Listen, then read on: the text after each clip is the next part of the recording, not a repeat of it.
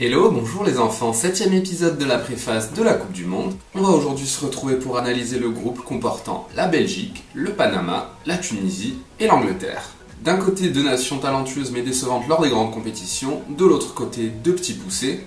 On va voir ça tout de suite. Bienvenue dans le Ballon d'Or, c'est parti.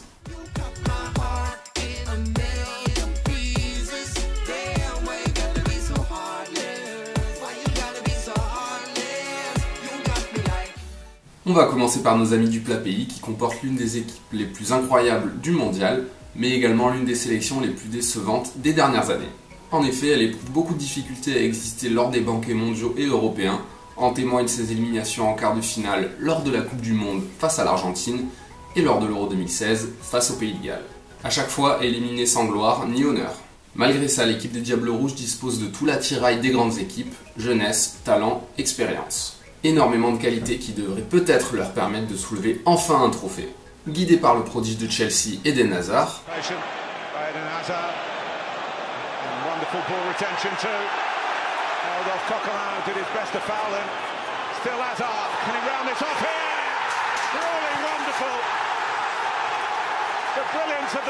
et soutenu par des joueurs de très grande qualité comme Thibaut Courtois dans les buts, Vincent Kompany en défense, Kevin De Bruyne au milieu et Romelu Lukaku en attaque. Ça fait une équipe belge à forte consonance anglaise, mais on va y revenir. Le Panama.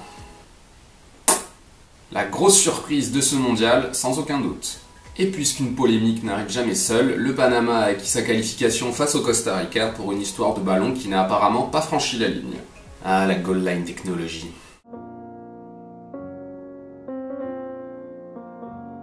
C'est la défaite des États-Unis face à Trinité et Tobago qui leur permet de se qualifier directement. Franchement, si Donald Trump envoyait un missile au Costa Rica et au Panama, il pourrait presque faire passer ça pour une fausse route. Il faut que j'attaque ceux qui m'ont empêché de participer à la Coupe du Monde. Mais que se passe-t-il? Le viseur bouge, je ne peux pas empêcher le bombardement. Tiens, Mr. President, mets ta plus belle moumoute et bombarde-moi ça. Avec à ma connaissance aucun joueur évoluant dans un grand championnat européen et dont les cadres sont en fin de vie, l'équipe du Panama sera une surprise totale. Je vous conseillerais bien de suivre les expérimentés Blas Pérez et Gabriel Gomez, ainsi que les capitaines Felipe et Baloy, mais ne vous attachez pas trop à eux, ce sera certainement le seul tournoi où vous pourrez les regarder. Machado, deep, loose at the six. Blasted home! The United States defense cracks and it's Gabi Gomez to the rescue. Real long, throw in. Désolé le Panama, tu vas devoir batailler sec pour te faire une petite place dans la mémoire collective de ce mondial, bonne chance à toi. La Tunisie. Elle revient en Coupe du Monde pour la première fois depuis 12 ans. Elle comptera des joueurs bien connus en Ligue 1 avec Emen Abdenour qui évolue à Marseille et Wabi Kazri qui joue à Rennes.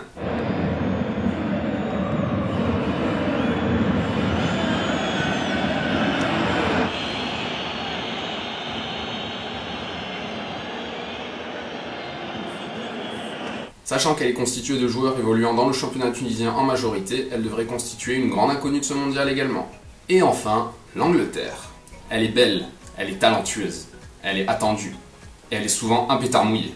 Ceci dit, l'Angleterre devrait offrir un duel extrêmement intéressant avec la Belgique. On va revenir rapidement sur l'équipe nationale belge.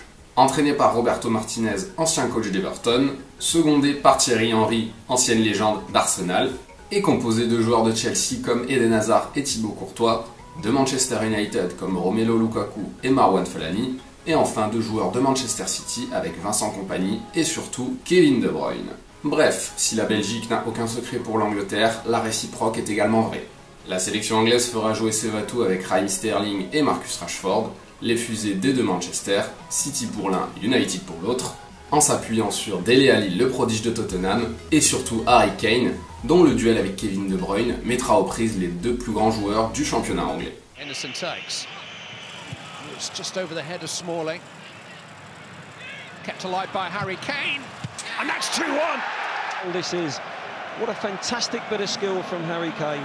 It really is. He looks as if he's going to lay it back to the midfield. Two defenders go with him and he just whips it round. Le traditionnel pronostic. Deux sélections qui galèrent lors des grandes compétitions, mais la connaissance du championnat anglais devrait offrir un avantage à la Belgique.